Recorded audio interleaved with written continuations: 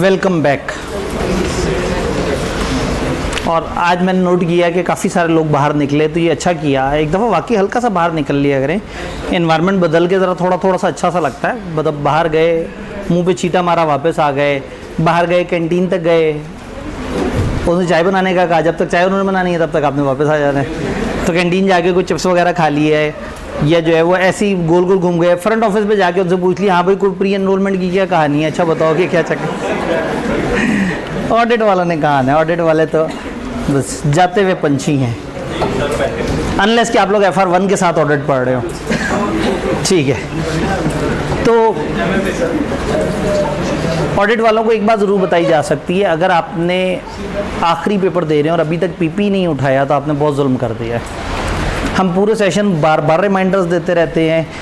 इस दफ़ा तो बीच में एक अजीब सा बैच भी स्टार्ट किए, इवन उसमें सिर्फ 5 बच्चे आए, लेकिन उन बच्चों को जिनको क्वालिफिकेशन अटैम्प्ट हो उनको टाइम से बताएं और उनको कहें कि आ जाओ भाई, तुम अपना PP स्टार्ट कर लो, बड़ा ज़रूरी है। अगर आपने नहीं किया तो पेपर देने के फ़ौरन बाद आपने डिफरेंट कॉलेजेस विजिट करने और देखना है, जहाँ पे भी PP का नया बैच स्टार्ट हो रहा हो आपने वहाँ ज्वाइन कर लेना है, क्योंकि आपके पास बड़ा कैलकुलेटेड सा टाइम होगा। रिजल्ट आने के बाद जब आप फॉर्म में अप्लाई कर रहे होंगे तो कुछ फॉर्म्स अगर आपसे कहेंगी कि हमें अपना कैफ कंप्लीट का स्टेटस दिखाओ, तो बगैर PPE के आपका कैफ का स्टेटस कंप्लीट नहीं होता। कभी कभार कुछ फर्म्स थोड़ा सा वो कह देती हैं, अच्छा चलें आप कॉलेज से हमें लिखवा के ला के दे दें कि अभी वो आपको पढ़ा रहे हैं और 1 आध महीने में ख़त्म हो जाएगा, तो जब आपका वो ख़त्म हो जाए तो हम आपकी रजिस्ट्रेशन भेज देंगे। लेकिन ज़्यादातर फर्म्स के पास एक ईजी बहाना आ जाएगा आपको रिजेक्ट करने का कि जी आप लोगों ने तो अभी तक अपना hands on course he complete नहीं किया। तो जिनकी क्वालिफाइंग अटैम्प्ट है, पेपरों के बाद ठंड नहीं मचानी, फ़ौरन से ढूंढना है कि कहीं से भी मिल जाए, एज अर्ली एज पॉसिबल उसको स्टार्ट कर देना है। जी मुझे लगा कि शायद कोई रेलेवेंट सवाल, लॉजिकल सवाल आने वाला है। तो एग्जाम्ट है तो वो नहीं देना ना उसने, नहीं, लेकिन वो एग्जाम्ट कैसे कहते हैं, जिनके लिए करना ज़रूरी नहीं होता। वो खाली कैफ के लिए नहीं होता, वैसे अपने आगे पर्सनल के लिए ज़रूरी होता है। जी पर्सनल के लिए ज़रूरी है, लेकिन इस वक्त मैं आपके पेपरों के करीब इस वक्त आपकी पर्सनल ग्रूमिंग के टॉपिक को इस वक्त नहीं वो करूँगा। आप लोग पेपर दे के आ जाएँ। ऑडिट का पेपर आपका लास्ट पेपर होगा, लेकिन हम एहतियात करके एक दिन और गुजारते हैं। तो जिस दिन आखिरी पेपर होता है कैप का, उस दिन यहाँ पे फिर हम एक फॉर्म का इंडक्शन सेशन करते हैं, काउंसलिंग सेशन करते हैं, जिसमें आपको बताते हैं कि आगे का क्या प्रोसेस है। आपको लोगों से मिलवाते हैं, उनसे पूछवाते हैं कि जी क्या डिफ़िकल्टीज़ आई हैं, पिछली दफ़ा के स्टैट शेयर करते हैं, फर्म और इंडस्ट्री की आपस में जो कन्फ्यूजन है उसके ऊपर बात करते हैं। बिग 4 में जाएँ, अदर जगह जाएँ, जो अदर जगह जाते हैं क्या वो मर जाते हैं या नहीं, उनके बारे में सारी गाइडेंस। तो ये बड़ा थॉरो सेशन होता है, लेकिन ये अभी नहीं, पेपरों के फ़ौरन बाद। तो इस वक्त का हमारा जो इम्पोर्टेंट बात है वो ये है कि 580 क्या होता है। एक भाई फिर भी कुछ कहना चाहते हैं। जी वो एक ही दिन के फासले से ऑनलाइन भी अपलोड हो जाता है। SBI, आप लोग ना SBI के YouTube से अगर कनेक्टेड रहें तो हम लोग सेशन भर में कोई 10-12 तरह के अलग अलग काउंसलिंग इवेंट्स करा रहे होते हैं। रिजल्ट के ऊपर काउंसलिंग, इंडक्शन के करीब काउंसलिंग, सब्जेक्ट सिलेक्शन के ऊपर काउंसलिंग, हैंड्स ऑन कोर्स वगैरह कब करने चाहिए, तो अलग अलग तरह के हम अलग अलग सेशंस कर रहे होते हैं। इवन रमज़ान में कैसे पढ़ना है उस तक के ऊपर काउंसलिंग। तो अगर आप हमारे YouTube से कनेक्टेड रहें, आप अगर YouTube पे जाके SBI सर्च करें, पहला रिजल्ट आएगा state bank of India, second result आएगा स्कूल ऑफ बिजनेस इंटेलिजेंस। लेकिन अगर आप बार बार सर्च करके हमारे नाम पे क्लिक करेंगे तो इंशाल्लाह पहले नंबर पे हमारा नाम आएगा। पिछले दोनों मेरे सर्च पे तो पहले हमारा कॉलेज आया, बाद में स्टेट बैंक ऑफ इंडिया आया, लेकिन शायद मेरे अपने ID से 2-3 दफ़ा पहले सर्च हुई थी। तो पता नहीं इस वक्त क्या होता है। आप स्कूल ऑफ SBI सर्च करते हैं तो स्टेट बैंक ऑफ इंडिया पहले आता है या स्कूल ऑफ बिजनेस इंटेलिजेंस पहले आता है? School of business intelligence. चलें आप तजर्बा कीजिएगा। खैर जब आप तजर्बा करेंगे ना तो आपने SBI पे क्लिक करना है, फिर वहाँ पे वो एक घंटी का निशान बना हुआ होता है, वो क्या, वो सब्सक्राइब। हाँ, तो सब्सक्राइब करने का एक फ़ायदा ये होगा कि आप कभी रैंडम भी बैठे होंगे ना तो एक ऐसी नोटिफिकेशन आ जाएगी कि जी रमज़ान के ऊपर गाइडेंस सेशन आया है। एकदम से नोटिफिकेशन आ जाएगी कि जो जिन लोगों को फॉर्म नहीं मिल रही उनसे रिलेटेड इस तरह से, या फलाना स्किल के ऊपर, टाइम मैनेजमेंट के ऊपर एक छोटा सा एक्टिविटी होने लगी है।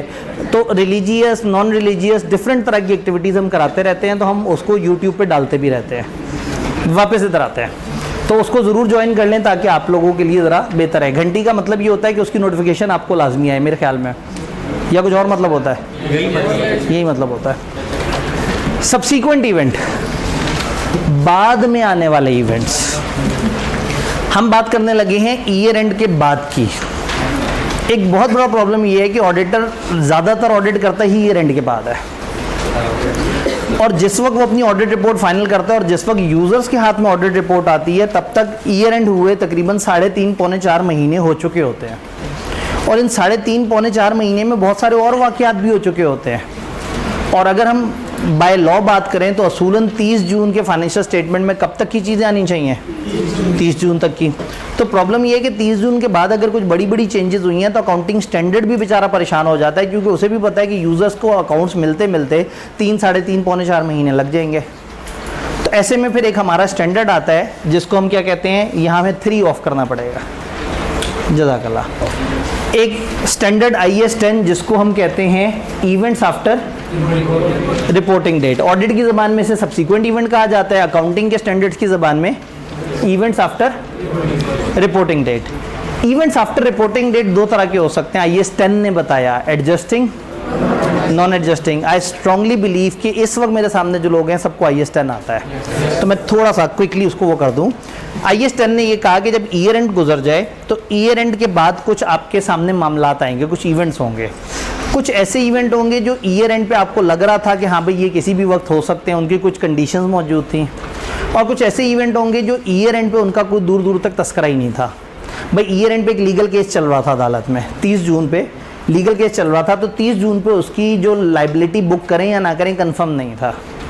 ईयर एंड के 15 दिन बाद केस आप हार गए, तो आपको पता लग गया कि 30 जून पे हमारी लाइबिलिटी थी, हमें नहीं पता था, पता लग गया है। 30 जून पे आपने अपने वैल्यूअर को कहा था मई में वैल्यूएशन करने का, वैल्यूअर के पास टाइम नहीं था, उसने जून में वैल्यूएशन शुरू की। 30 जून पे वैल्यूएशन की रिपोर्ट नहीं आई थी। 30 जून पे बिल्डिंग की वैल्यू के ऊपर भी वो वर्किंग कर रहा था, उसने रिपोर्ट दी 5 जुलाई को। तो रिपोर्ट दी है 5 जुलाई को, लेकिन 30 जून पे देयर वाज अ डाउट कि ये रिपोर्ट आने वाली है।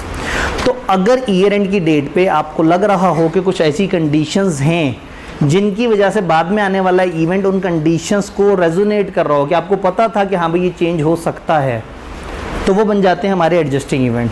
और जो बिल्कुल ही स्टैंड अलोन इवेंट होता है, ईयर एंड से 5 दिन बाद बिल्डिंग जल गई।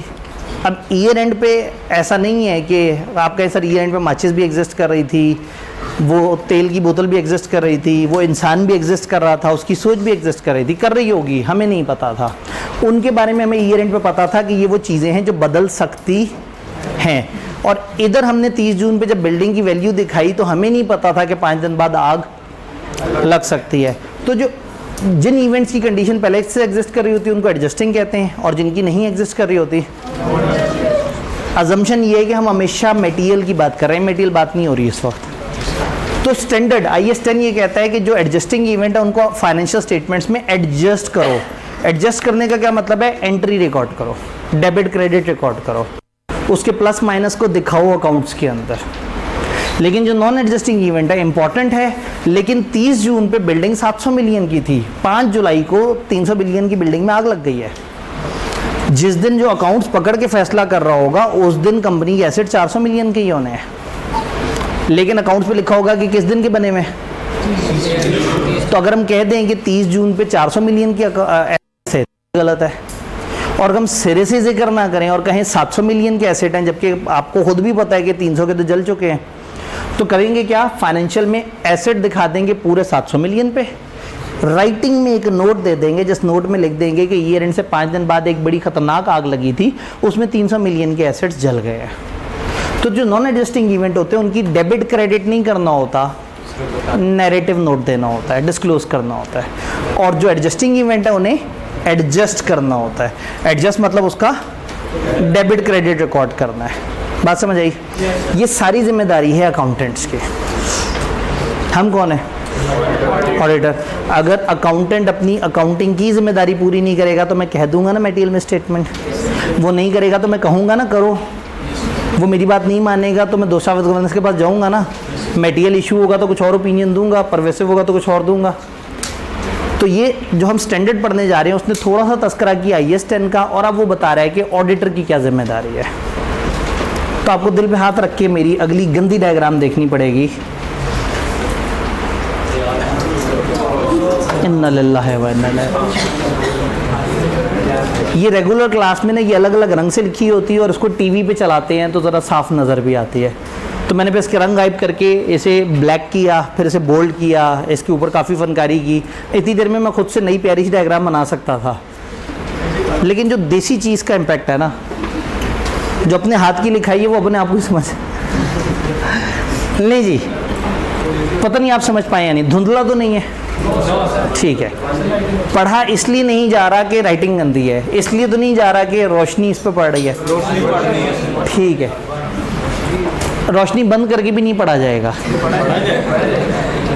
इतने करीब वाले बच्चे कह रहे हैं, तो दूर वाले तो बेचारे जो है ना,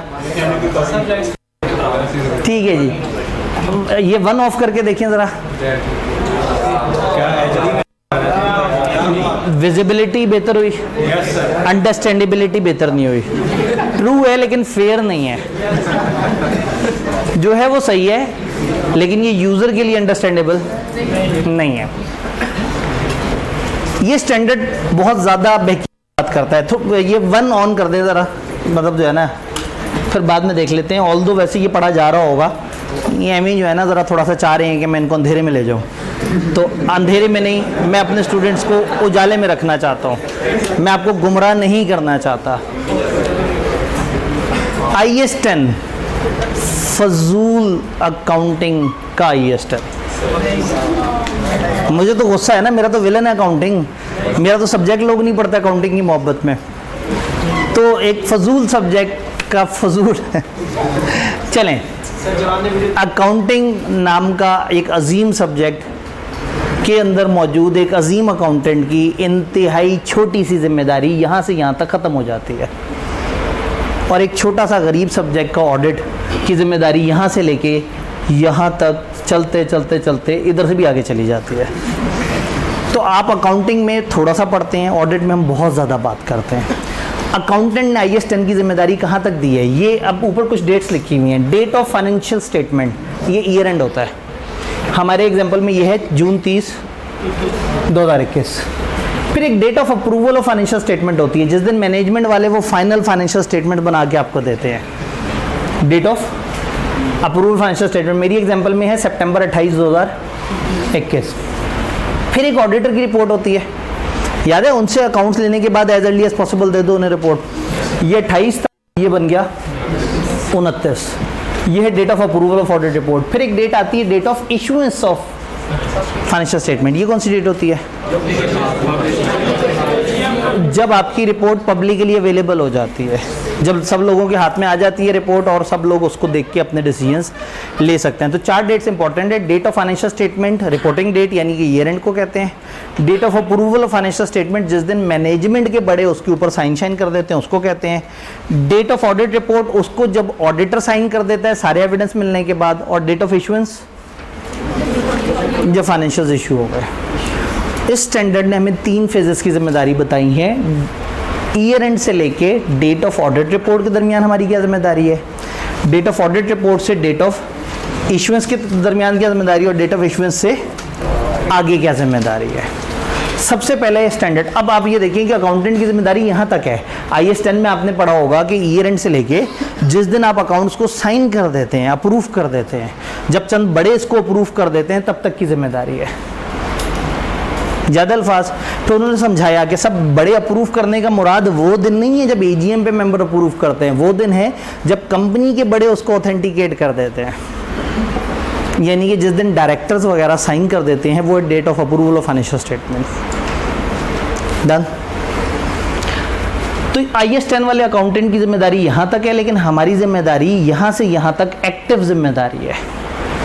स्टैंडर्ड ने हमें फिर पाबंद किया है, उन्होंने कहा भाई ईयर एंड के बाद से ऑडिटर अलर्ट रहे, जब तक उसने अपनी रिपोर्ट देनी है, रिपोर्ट का मतलब है मैंने इस दिन तक काम किया है, उस वक्त तक के सब्सीक्वेंट इवेंट्स को आपने बड़ा अलर्टली देखना है।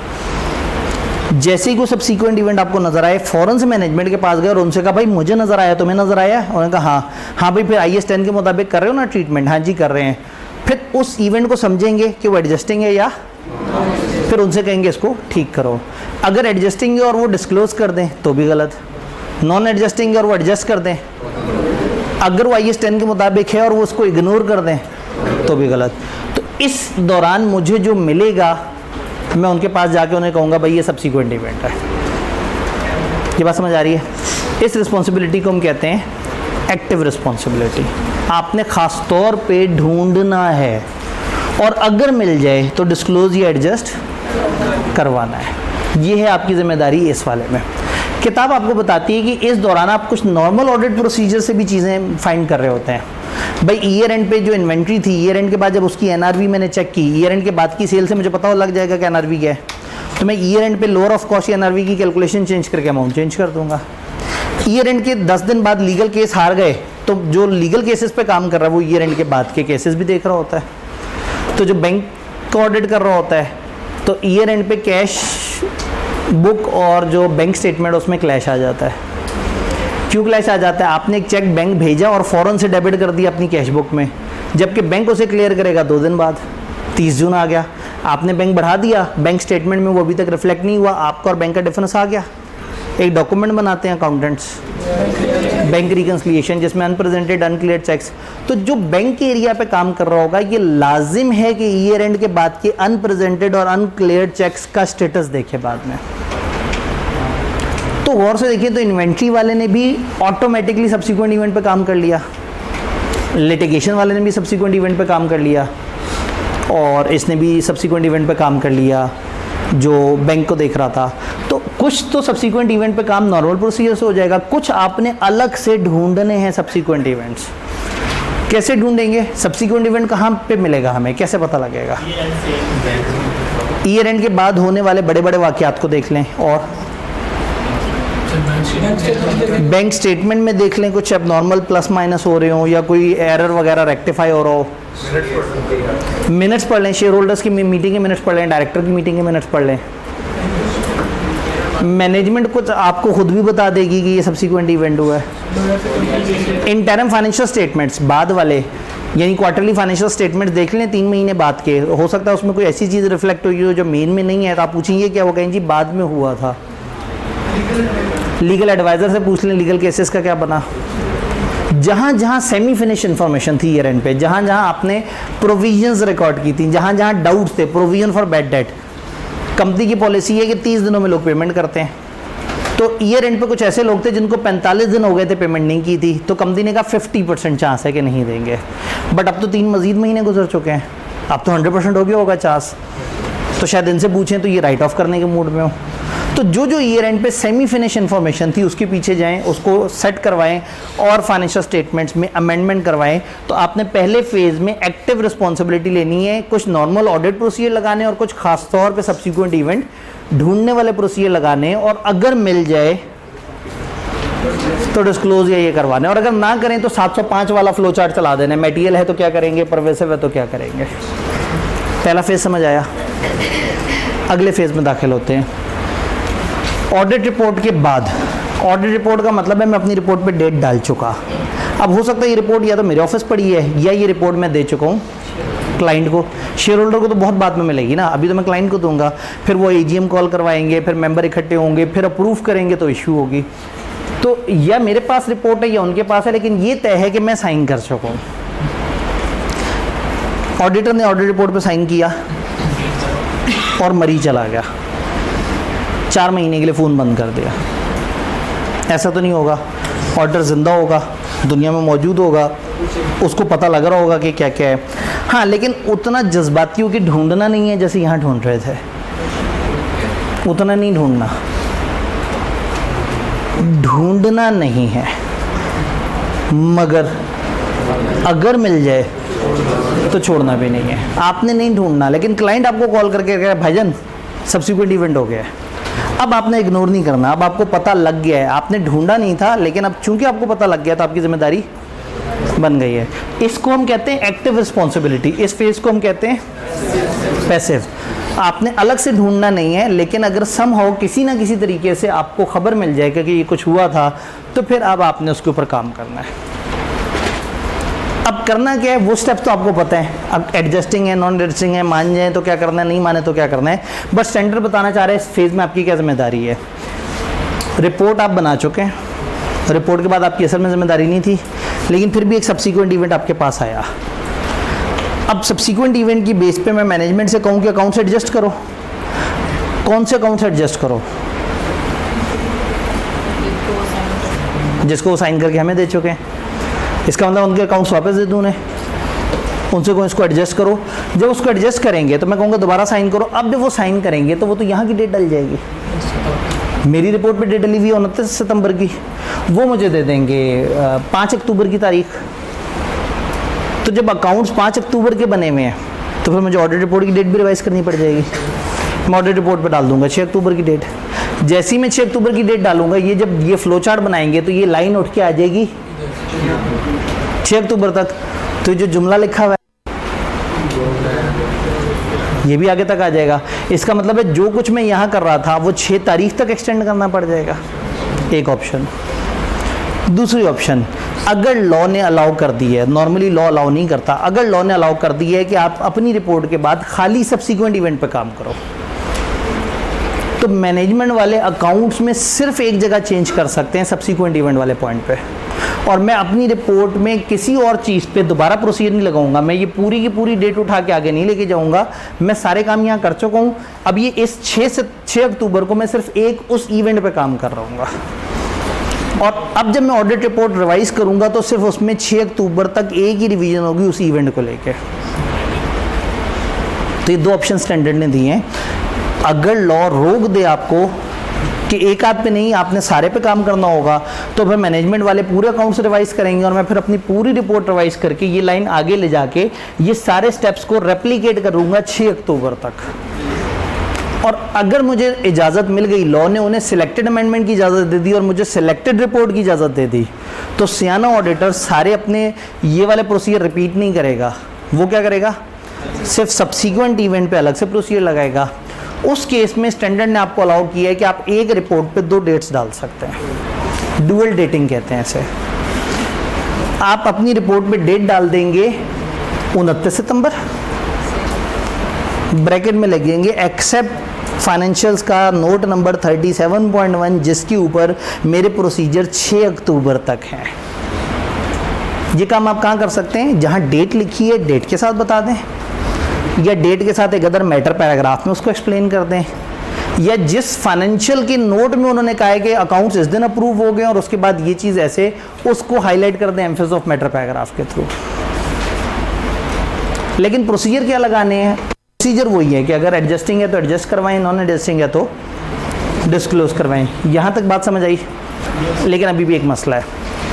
इस डेट से इस डेट के दरमियान 2 सिचुएशन हो सकती है, या मेरी रिपोर्ट मेरे हाथ में अभी तक मैंने दी नहीं थी उन्हें, या उनके हाथ में जा चुकी है। अगर मेरी रिपोर्ट मेरे अपने हाथ में थी, मैंने उनसे फाइनेंशियल्स लिए, मैंने साइन कर दिए, मैंने उनसे कहा कि जी वो आज जुम्मा है, मैंने साइन कर दी है, तो अब आप लोगों को डिलीवर कर देता हूँ। उन्होंने कहा जी वीकेंड है, शाम का वक्त है, फ्राइडे, और आपको पता है मंडे ट्यूसडे को 9-10 मुहर्रम है, तो एक काम करें वेडनेसडे को दे दें हमें रिपोर्ट। मैंने साइन कर दिया जुम्मे को, मैं डेट डाल चुका हूँ जुम्मे की, मैं उनको हैंड ओवर कब कर रहा हूँ? वेडनेसडे को। तो दिस कैन हैपन कि इन 2 तारीखों के दरमियान कुछ ऐसे दिन हों जिसमें रिपोर्ट मेरे पास पड़ी है। स्टैंडर्ड कहता है अगर रिपोर्ट तुम्हारे पास पड़ी है और सब्सीक्वेंट इवेंट का इस तरह का कोई मामला हो जाता है, रोक लो रिपोर्ट, इशू ही मत करो उन्हें जब तक तुम्हें वो रिवाइज अकाउंट बना के ना भेज दें, अगर मेरे हाथ में रिपोर्ट है। ऑप्शन 2, अगर उनके पास है तो मैं उन्हें कहूँगा कि भाई तुम अकाउंट्स चेंज करो, मेरी रिपोर्ट मुझे वापस करो, मैं तुम्हें रिवाइज रिपोर्ट दूंगा, तुम रिवाइज अकाउंट्स और रिवाइज रिपोर्ट उठा के इशू करना।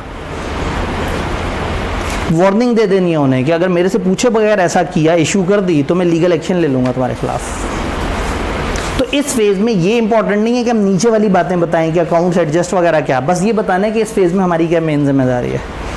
ये जिम्मेदारी समझ आई? स्टैंडर्ड की बाउंड्रीज और बढ़ी। उसने कहा date of issuance. Date of issuance कौन सी डेट है भला? जब आवाम के पास आ गए हैं, प्रिंट हो गए हैं, दुनिया हर बंदा उस पर रख के पकौड़े खा सकता है, मतलब इस हद तक पब्लिक हो गए हैं कि अब हर बंदे की रेंज में है। अब इसका मतलब है कि अब इतने लोगों तक इंफॉर्मेशन पहुंच गई है कि इसको रिवर्स करना बड़ा मुश्किल है।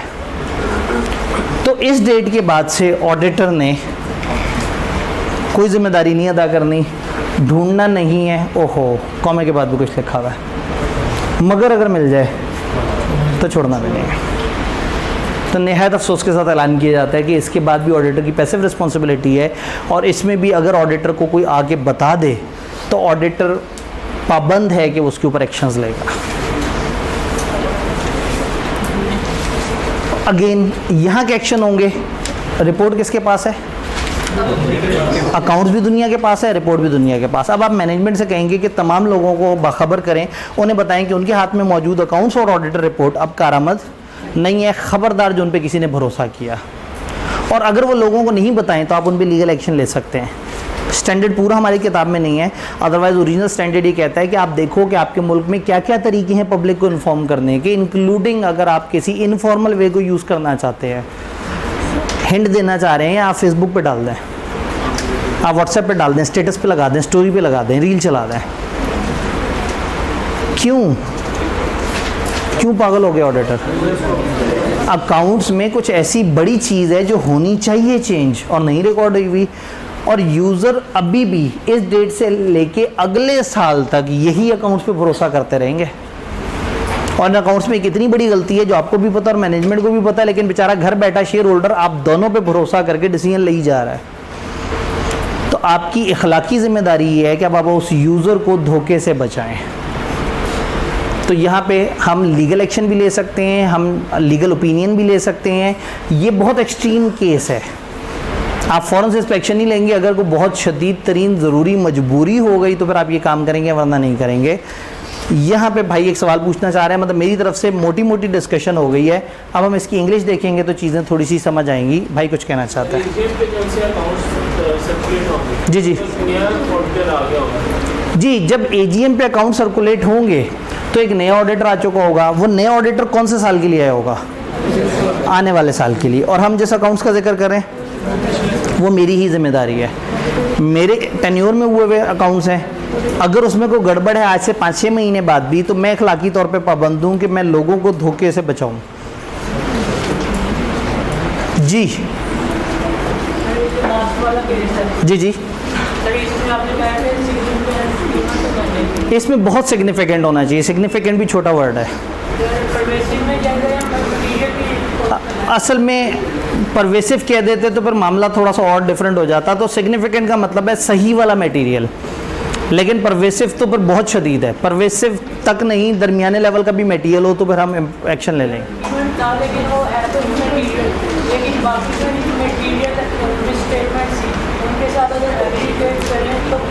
इन्होंने कहा एक इमटेरियल इवेंट है, लेकिन अब उस मटेरियल को जब बाकी मटेरियल के साथ जोड़ते हैं तो मटेरियलिटी का थ्रेशोल्ड क्रॉस कर देते हैं, तो फिर हम इस इशू को मटेरियल काउंट करेंगे, फिर भी एक्शन लेने पड़ेंगे यहाँ वाले फेज में।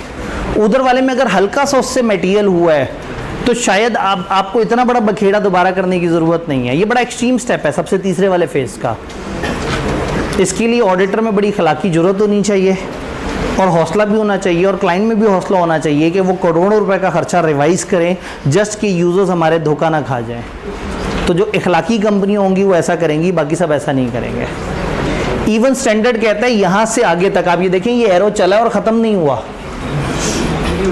ओरिजिनल स्टैंडर्ड में लिखा है कि अगले टाइम के फाइनेंशियल्स आने तक ये वाला फेज वैलिड है। आपको अगर कहीं भी लगता है कि मेरे यूज़र धोखा खा रहे होंगे फाइनेंशियल से, तो आपकी out of the way responsibility बनती है कि आप उनको बचाने की कोशिश करें। सर तो इसकी जगह क्वार्टरली फाइनेंशियल स्टेटमेंट के बेस पे अगर वो करना चाहे तब तक तो वो भी इशू आ रहा है। जी, इन्होंने कहा कि अभी तो आगे क्वार्टरली फाइनेंशियल स्टेटमेंट्स वगैरह भी आ रहे होंगे, तो फिर उसमें क्यों नहीं दे देता। ये डिपेंड करता है कि क्वार्टरली फाइनेंशियल्स का ऑडिट आपने किया है या किसी और ने किया है। ओरिजिनल स्टैंडर्ड में इस पर भी डिबेट है कि अगर अगला क्वार्टर आप ही के कंट्रोल में है तो उसमें एडजस्ट करवा दो, लेकिन हमारी किताब ने नहीं बताया ये।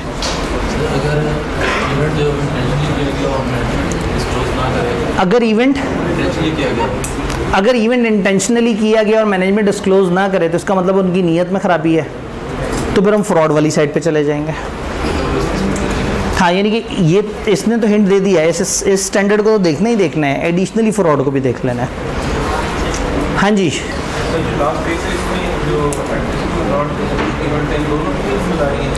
जी अब ये जो लास्ट फेज़ है इसमें क्या एडजस्टिंग नॉन एडजस्टिंग दोनों की जिम्मेदारी है तो दोनों की जिम्मेदारी, लेकिन आप ज़्यादा सेंसिटिव होते हैं एडजस्टिंग को लेके, क्योंकि नॉन एडजस्टिंग में तो एक नैरेटिव नोट है, एडजस्टिंग से फाइनेंशियल्स की वो चेंज हो रही होता है, फुटिंग चेंज हो रही होती है। देखिए मेरे से इंग्लिश। तीसरे फेज में अगर कोई खर्चा आता है तो कौन बेयर करेगा? किसी भी फेज में जो भी खर्चा आएगा वो हमेशा क्लाइंट बेयर करेगा। ऑडिटर सिर्फ अखलाकियात की हद तक सपोर्ट करेगा, पैसे वो नहीं देगा। पैसे वो लोग ही देंगे जिनके लिए ये सब हो रहा है। ले जी, चलते हैं हम अपने, अब सिर्फ तेजी से पढ़ते हैं, बहुत तेजी से। यानी कि अब हमने डिस्कशन सारी कर ली है, मैं अब इसकी क्विक सी रीडिंग करने लगा हूँ क्योंकि वक्त ज़्यादा कम है। नॉर्मल ऑडिट वेरिफिकेशन, ये कौन से event occurring between date of financial statement and date of पहला phase. Auditor may find sufficient evidence of subsequent event during his normal audit work. Such normal audit work में उसे मिल सकती है। For example receivable में year end के बाद देखेगा कितने कलेक्टेबल हैं। इन्वेंट्री में ईयर एंड के बाद उसकी एनआरवी देख रहा होगा। अनरिकॉर्डेड लाइबिलिटी में ईयर एंड के बाद देख रहा होता है कि कहीं कोई लाइबिलिटी रिकॉर्ड होने वाली तो नहीं थी। Entity cash position, bank balance और रिकंसिलिएशंस को देख रहा होता है। तो कुछ तो नॉर्मल ऑडिट वर्क में वो सब्सिक्वेंट इवेंट पे काम कर रहा होता है। उसके अलावा एक लाइट और ऑफ कर दें, वन जज़ाकल्लाह। उसके अलावा कुछ प्रोसीजर्स एम स्पेसिफिकली एट, तो कुछ तो आपने ऑडिट करते करते खुद ही से लगा दिए और कुछ आपने इरादतन लगाने हैं सब्सिक्वेंट इवेंट के लिए। वो कौन से हैं? आप एडिशनल ऑडिट प्रोसीजर्स लगाएंगे। वो क्या है? आप ऑब्टेन करें अंडरस्टैंडिंग ऑफ प्रोसीजर्स, मैनेजमेंट किस तरह से आइडेंटिफाई करती है। आप मैनेजमेंट दोस्तावेज गवर्नेंस से सब्सिक्वेंट इवेंट्स के बारे में पूछें। आप मिनट्स पढ़ें ओनर्स के, मैनेजमेंट के, दोस्तावेज गवर्नेंस के। आप एंटिटी के लेटेस्ट इंटरम फाइनेंशियल स्टेटमेंट अगर हैं उनको उठा के देखें। आप मैनेजमेंट से रिक्वेस्ट करें कि वो सारी चीज़ें हमने देख ली हैं, आप एक रिटन रिप्रेजेंटेशन हमें दे दें कि आपने इस दिन तक के सारे सब्सिक्वेंट इवेंट भी हमें बता दिए हैं। यानी अपनी जिम्मेदारी पे आखिरी जो है ना वो टिक लगाते हुए आप उनसे लिखवा लेंगे कि उन्होंने date of approval of financial statement तक के सारे सब्सिक्वेंट इवेंट आपको बता दें। जी मिनट्स, मीटिंग के मिनट्स। जब भी कोई अहम बड़ा इवेंट हुआ होगा तो कहाँ डिस्कस हुआ होगा? मेंबर्स में या डायरेक्टर्स में? दोनों मीटिंग के मिनट्स पढ़ लें ताकि आपको पता लग जाए कि कहीं ऐसा तो नहीं है कि आपसे छुपाया है, आपसे छुपाएंगे, अपने आप से तो नहीं छुपाएंगे। लिखेंगे तो ज़रूर उसको अपने मिनट्स में, तो मिनट्स उठा के पढ़ लें। देन अगर auditor become known of after date of audit report and before date of, अब लॉजिकल डिस्कशन हो गई। अब मैं इंग्लिश दिखा रहा हूँ। प्रॉब्लम ये है कि मैं जब इंग्लिश दिखा रहा होता हूँ तो ऐसा लग रहा होता है कि आपको दोबारा से आप समझने की कोशिश कर रहे हैं। समझने वाला काम कर लिया मैंने, सवाल आपसे पूछ लिए, सवालों के जवाब हो गया, अब सिर्फ इंग्लिश है। वही जो पढ़ा है उसको इंग्लिश में देख रहे हैं। No obligation to perform any audit procedure, कोई ऑब्लिगेशन नहीं है, आपकी जिम्मेदारी कोई नहीं है। लेकिन if after date of audit report but before issuance of financial statement auditor comes to know एक फैक्ट जिससे उसको अमेंडमेंट करनी पड़े, तो ऑडिटर को मैनेजमेंट से और दोस्तावेज गवर्नेंस से डिस्कस करना होगा। देखना होगा फाइनेंशियल स्टेटमेंट्स को अमेंडमेंट की ज़रूरत है या नहीं है, और अगर ऐसा है तो देखेगा वो लोग कैसे फाइनेंशियल्स को ठीक कर रहे हैं। अगर मैनेजमेंट अमेंड कर दे फाइनेंशियल स्टेटमेंट को तो एडिशनल प्रोसीजर लगा के देखें कि क्या उन्होंने अमेंडमेंट ठीक की है। और फिर आपके पास ऑप्शन एक है, एक्सटेंड कर दें ऑडिट प्रोसीजर जो कि प्रीवियस सेक्शन में वो हुए हैं, वो जो लाइन से पीछे पीछे तक के थे, अब लाइन को खींच के आगे ले आए। इसका मतलब क्या है? ये जो इस फेस के प्रोसीजर्स हैं इसको एक्सटेंड कर दें, एक ऑप्शन। और दूसरी क्या थी? Selected amendment. तो अभी हम पहली बात कर रहे हैं, एक्सटेंड कर दे ऑडिट प्रोसीजर जो प्रीवियस सेक्शन में to date of new auditor report, unless law ने मना किया हो। अगर लॉ ने नहीं मना किया, आप वो वाले जो पिछले सेक्शन वाली एक्टिविटीज़ हैं वो खींच के नई डेट ऑफ ऑडिट रिपोर्ट तक आ जाएं और एक नई ऑडिट रिपोर्ट दे दें अमेंडेड फाइनेंशियल स्टेटमेंट पर। वो नए फाइनेंशियल स्टेटमेंट्स की अप्रूवल की डेट से पुरानी, यहाँ डुअल डेटिंग नहीं है। अगर आपने अपने सारे प्रोसीजर एक्सटेंड कर दिए तो वो भी एक अकाउंट्स बनाएंगे और आप भी एक ही रिपोर्ट देंगे और उस पर एक ही डेट डालेंगे, नई वाली। दूसरा केस क्या है? Auditors permitted to apply audit procedure on subsequent event where law regulation या financial reporting framework does not prohibit management, यानी कि अलाउ करता है कि फाइनेंशियल को सिर्फ सब्सिक्वेंट इवेंट के लिए वो अमेंड कर सकते हैं, और जिन्होंने फाइनेंशियल्स को अप्रूव करना है उनको भी इजाज़त है कि वो सिर्फ अमेंडमेंट को अप्रूव करें। अगर लॉ ने उनको अलाउ किया है कि सिर्फ अमेंडमेंट अपडेट कर लो और अप्रूव करने वालों को अलाउ किया है सिर्फ उतने पे अप्रूवल दो, तो फिर ऑडिटर के पास भी इजाज़त है कि क्या करे? सिर्फ उसी इवेंट पे काम करे। In such cases, amend report to include an additional date restricted to that amendment, indicating कि auditor procedure are restricted solely to amendment of नई डेट डाल दे और कहे इस वाले इवेंट पे मैंने उस डेट तक काम किया और बाकी मेरी असल डेट ऑफ ऑडिट रिपोर्ट थी 29 सितंबर, लेकिन फॉर दिस वाला सब्सिक्वेंट इवेंट मेरी डेट ऑफ ऑडिट रिपोर्ट क्या है 6 अक्टूबर। नई रिपोर्ट दे दे या अमेंडेड रिपोर्ट दे दे जिसमें एम्फेसिस ऑफ मैटर या अदर मैटर पैराग्राफ से हाईलाइट कर दे अपने प्रोसीजर और इस नई वाली डेट को, तो दो ऑप्शन है, या तो डेट वाली जगह पे डेट को ज़्यादा एक्सप्लेन कर दे या एम्फेसिस ऑफ मैटर या अदर मैटर के थ्रू यूजर्स को गाइड कर दे कि ये 2 तारीखों वाली बातें क्या है, ये करना है। अगर आपको after date of audit report but before date of issuance, वही वाला एरिया चल रहा है, मैनेजमेंट अमेंडमेंट नहीं करती, नहीं मानते आपकी बात, अगर ऑडिट रिपोर्ट उनको नहीं दी गई तो मैं ओपिनियन मॉडिफाई करूंगा रिपोर्ट देने से पहले। रिपोर्ट मेरे हाथ में, मैंने कहा अमेंडमेंट करो, नहीं की उन्होंने अमेंडमेंट, रिपोर्ट मेरे हाथ में, क्या करूं, रिपोर्ट खराब कर दूं। अगर रिपोर्ट उनको दे चुका हूं मैं, auditor shall notify management those with governance not to issue financial statement to third party, मैं नोटिफाई करूंगा खबरदार ये थर्ड पार्टी को आपने इशू नहीं करने बिफोर नेसेसरी अमेंडमेंट। और अगर वो इशू कर दें बगैर अमेंडमेंट के तो फिर ऑडिटर को लीगल एडवाइस लेनी होगी ये देखने के लिए कि वो लीगली इनके ऊपर क्या क्या कर सकता है। ये सेकंड फेज है। After the report has been issued, उसके बाद वही कहानी, नो ऑब्लिगेशन टू परफॉर्म, लेकिन अगर मिल जाए तो ऐसे ऐसे ऐसे करना है। ये पूरा पीछे से कॉपी पेस्ट हुआ है।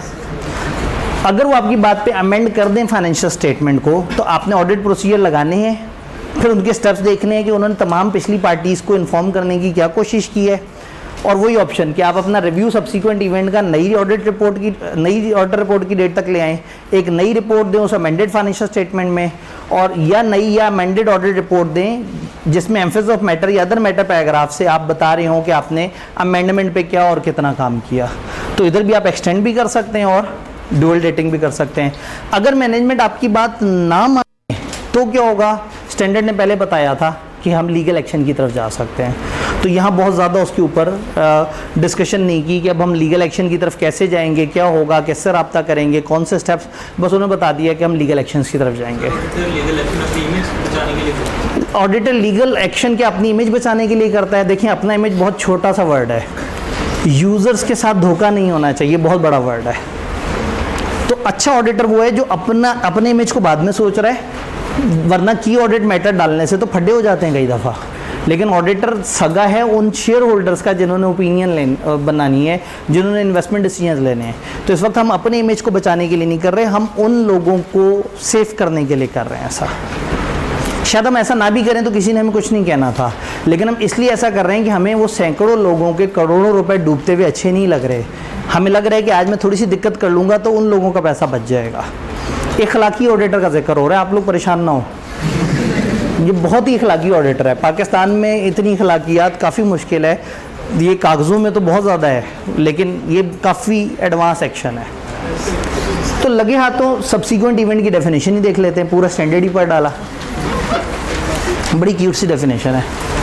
Events occurring between the date of financial statement, date of audit report, financial statement और ऑडिट रिपोर्ट के दरमियान होने वाले, and facts that become known to auditor after date of audit report, या उन दो के दरमियान होने वाले या उस डेट के बाद पता लगने वाला है, क्योंकि पहले वाले में एक्टिव है और आगे वाले में, और क्लोजिंग की कोई नहीं की, कब तक, after date of audit report. Date of audit report के बाद कुछ भी है वो सब्सिक्वेंट इवेंट है।